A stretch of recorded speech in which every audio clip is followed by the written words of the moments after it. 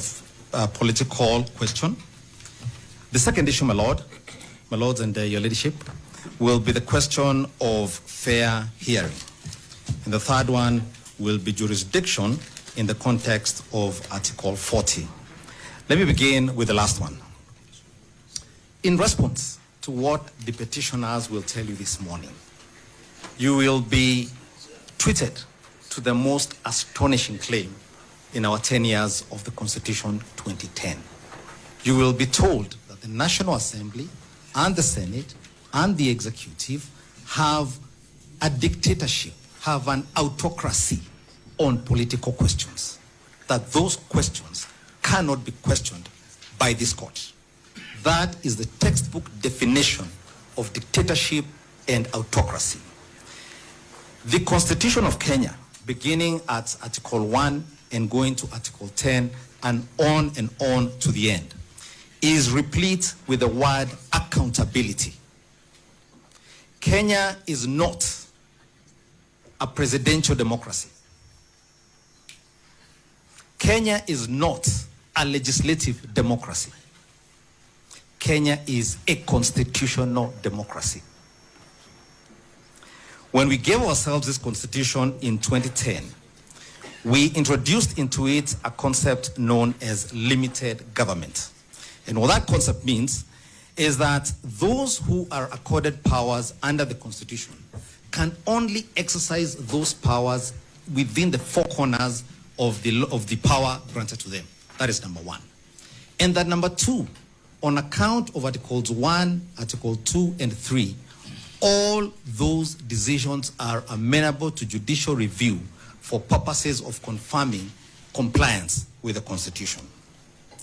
My good friend, Mr. Dr. Thiankolu and his colleagues have in their submission cited to you a case which they have extracted from the Sonko, allow me to call it that, the Sonko Supreme Court decision. They tell you that on the basis of a decision called Nixon versus the United States, you have no jurisdiction on account of the political question doctrine. But what they've done actually is that they cut out the passages and left out the decision that the court actually made. This is what you will find at paragraph 113 of the Supreme Court decision. And so far, it's the only, I think, full decision by the Supreme Court on the question of impeachments. Full decision after an impeachment. This is what they say. In that sense, and and this is now a continuation from where the respondents here have cited in their submissions. In that sense, and in the exercise of these wide political powers, both the County Assembly and the Senate cannot act outside the confines of the Constitution. So that's the first point. The Senate and the National Assembly, even while acting politically, cannot act outside the confines of the Constitution and the law. That's number one.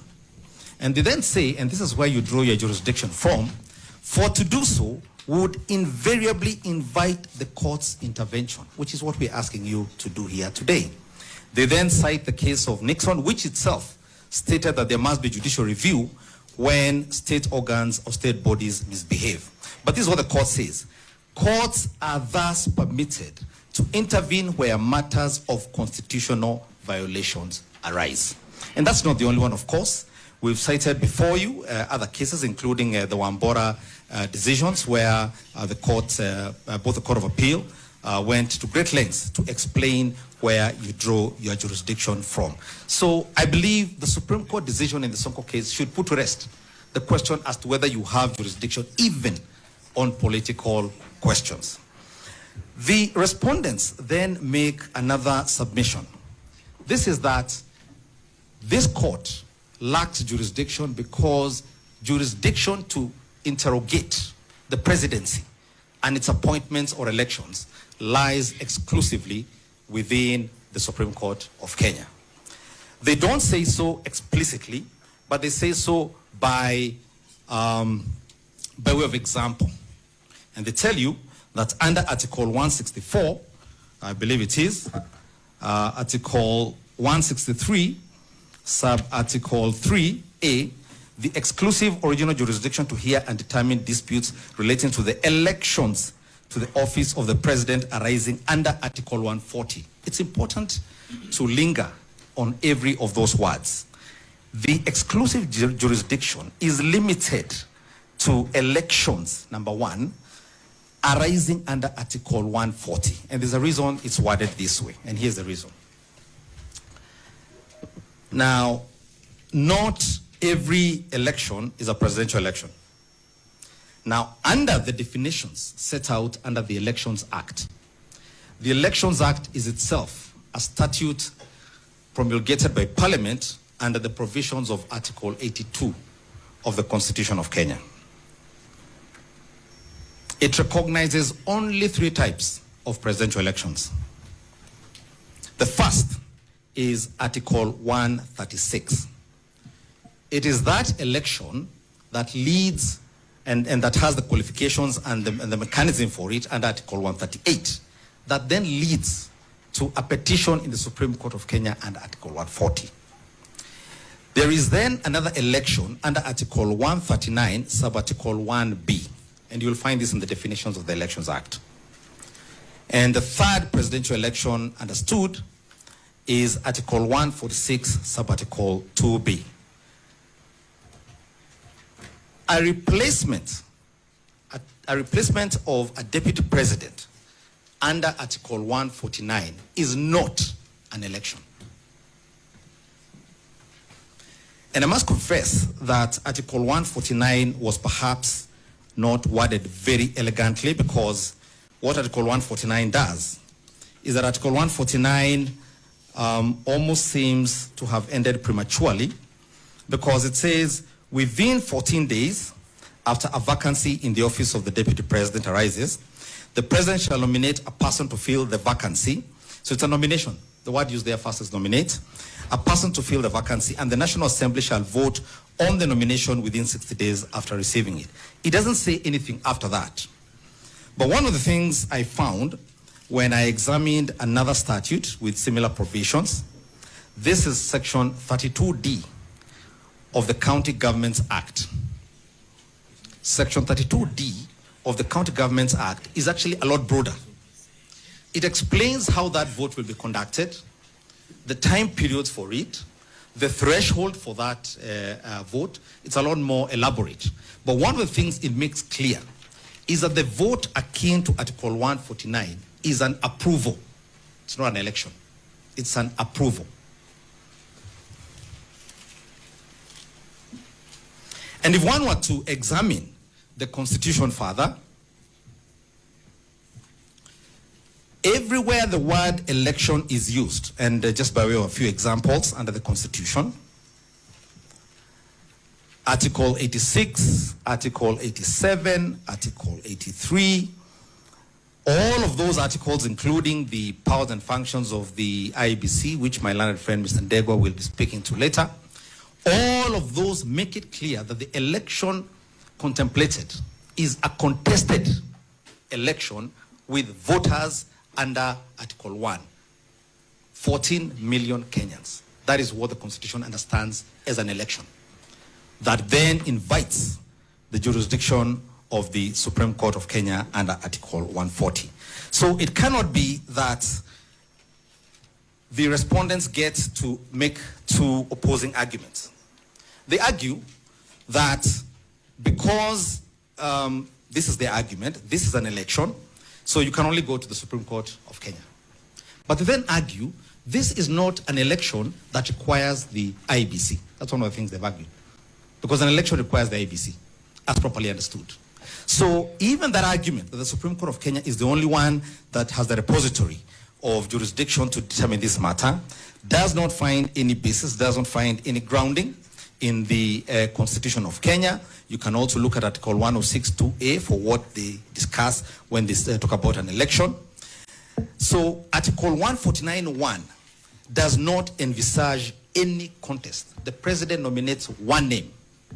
And while I'm here, let me deal with an elephant that my learned colleagues will be throwing at you. It's actually more of a monster. In response to what we are telling you, they will tell you there's a public crisis of monumental proportions, not seen since the late Daniel Arap Moi told us that he will appoint a vice president if it increases the sufurias of ugali in our houses. We were told this is the worst thing that has ever happened. This is a vacancy. Answer number one, Article 148 does not number 148, sorry, I believe I'm talking about the sequencing where the Speaker of the National Assembly is the third in command, so to speak, when there's a vacancy. I have been waiting for my good friend Mr. Milimo, who represents the Speaker, to shoot up to his feet and protest loudly that his client is not a vacuum. Because the Constitution says, when, I think it is,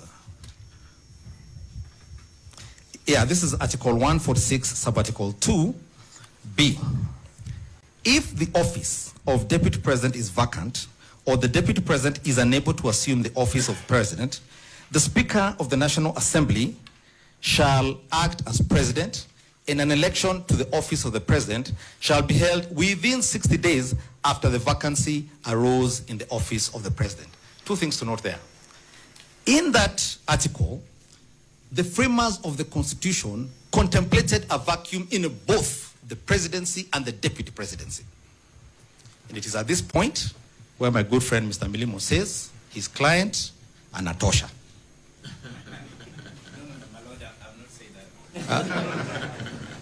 Maybe you'll say it. I am almost certain in the event that my good friend Mr. Kamoto described here a few days ago, when he said the president might go to where people don't come back from, that we will all say Wetana Tosha. He did. The record says so. Yeah, but we understood him. He was not wishing ill. So that's the first thing. The second thing, my lord, is that they contemplated we can operate for 60 days, 2 months, without either a president or a deputy president. The world will not collapse. Kenyans made adequate arrangements for the caretaker, while those two are not with us.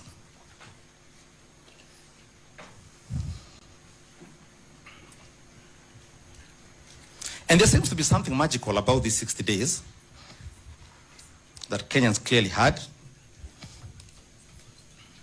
Because under Article 149(1), when the deputy president is impeached or there is incapacity, the president has 14 days to nominate a candidate to the National Assembly. That is number one.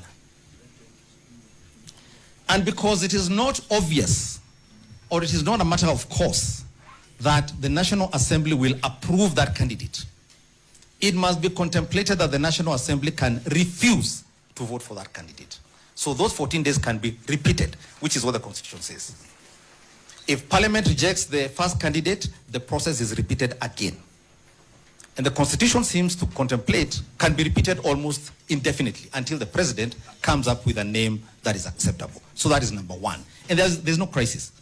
The world will not end as Parliament rejects those candidates. So that's number one.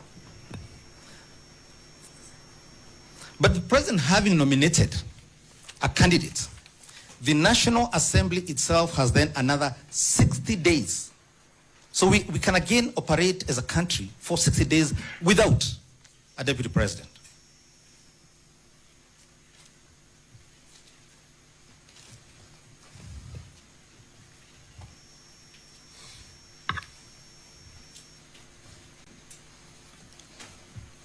And so I return to what the Supreme Court said in the Sonko case we must do, and has not been done, has not been afforded to our client, the deputy president.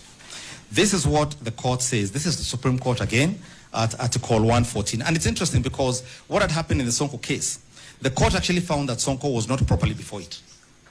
But they then said they converted the proceedings into an advisory opinion. So they're actually giving this as a template for courts such as this honorable court to follow. Article 114, paragraph 114. To the question whether due process was followed in the removal of the appellant, the Audi Alteram Partem rule requires that those who are likely to be directly affected by the outcome of a decision should be given prior notification of the action. So they give a whole list of what must be done. prior notification of the action proposed to be taken, of the time and place of any hearing that is to be conducted, and of the charge or case they will be called upon to meet. They must be given an opportunity to be heard. Now, it is not a matter in dispute that on the night the Senate, I and my colleagues on both sides were present in the Senate, our client was taken ill. I have subsequently read in the newspapers he had a broken heart for good reason. So he is taken ill, and the Senate then takes a vote. And this was important because the Senate had 2 days left, even in their own self-prescribed time limits. They voted, and this was not an electronic vote. They voted on acclamation to reject a motion to extend time for the deputy president to appear My in Lord, court. if I may, I am compelled to interrupt. My Lord, learned counsel is misleading the court. When on affidavit, it is clear that the Senate votes electronically. Senate does not vote by acclamation. I do not know what paragraph he's addressing himself. Perhaps he can point the court to the paragraph he's addressing himself to on the question of acclamation. We can't just sit back and watch Mr. Macharia mislead the court. I was personally there. Senior Counsel Mwite was there. The entire team, most of them were there. On the question of extension of time, it was by acclamation. All the ayes and all the noes, that's what it was. And the senator was not. Yes. And I would ask him to please wait. He'll be a bit more bothered when I finish with my submission, so he can be bothered fully when I finish. So this is what the court says. They must be given an opportunity to be heard, to call witnesses, to be represented by counsel, to be availed adequate time and facilities to prepare, and if the accusations are proved, to be given the reasons. This is important. The Supreme Court says you must be given reasons for your decision. There are no reasons. They voted on grounds submitted to them by the National Assembly. They did not give reasons for that decision. Of course, beyond there, they are also entitled to challenge the decision. Again, you've been told these decisions are not challengeable. The Supreme Court says the accused must have a right to challenge the decision, if against them, before a higher court or tribunal. At paragraph 115, Article 47 of the Constitution enshrines the right of every person to fair administrative action. The manner of actualization of those rights have been enacted in the Fair Administrative Actions Act. Now, when this Honorable Court retires to do its ruling, I would invite you, with tremendous respect, to pay attention to sections 4 and 5 of the Fair Administrative Action Act. They're important in more regards than one.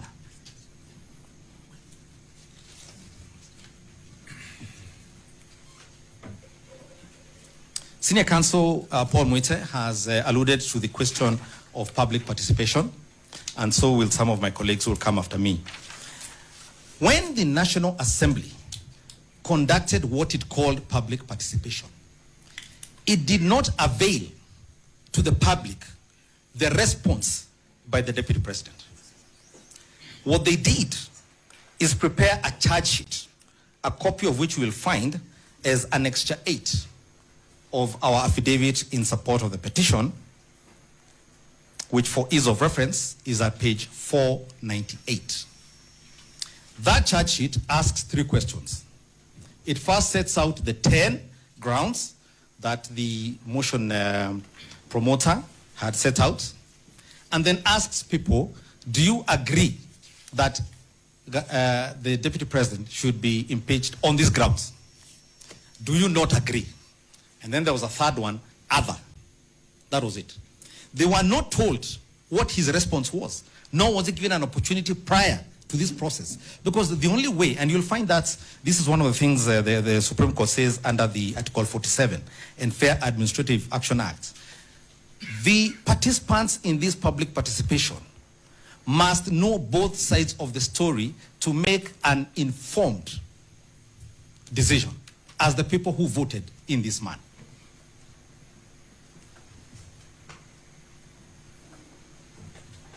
The court then goes on at paragraph 116. In the process of removal of a county governor, and for this case the deputy president, the right to fair administrative action under Article 47 and the right to fair hearing under Article 50 of the Constitution all accrue, and I'm paraphrasing here, to the deputy president before a decision to remove him or her from office is reached. An unfair removal is one which goes against the principles of natural justice, just like I've demonstrated, which implies that no adequate notice was given, that there was bias, and where the hearing was not fair. In our amended petition, which you will see in the fullness of time, we have given particulars of how each and every of these issues was violated. The Senate and the National Assembly, first and foremost, constricted the time allowed by the Constitution for themselves. They cut their own time short. And so no one had sufficient time to do anything. We have said they introduced new evidence as the trial was going. There was panel beating as the matter was going on. And as I've said, there was a lack of fair hearing. Though, this is Supreme Court, though a political process, impeachment is sanctioned by the Constitution and the law and is not a platform to settle political scores. This speaks to what Senior Counsel Paul Muite said a few minutes ago. It's not an issue of ticking boxes, going into a room and saying 300 of us have said you're a bad man, you must go. You're a bad woman, you must go. You must comply with each and every of the provisions of the Constitution. Bearing in mind that the removal architecture in the Constitution, the law, and the standing orders are designed to achieve accountability, political governance, and personal responsibility, and are not aimed necessarily to find criminal responsibility. On the question of natural justice, this is what, this was a decision by, I believe, your brother Justice Odunga. It's in our list. This is miscellaneous civil application number 266 of 2017. He cites at paragraph 69 a case, I believe, from Uganda. It is a cardinal rule of natural justice that no one should be condemned unheard. Natural justice is not a creature of humankind. They're asking you to take away a creature, and let me read to you what it says. It was ordained by the divine hand of the Lord God. What God has given us, do not allow these respondents to take away from the deputy president. And that any law that contravenes or offends against any of the rules of natural justice is null and void and of no effect.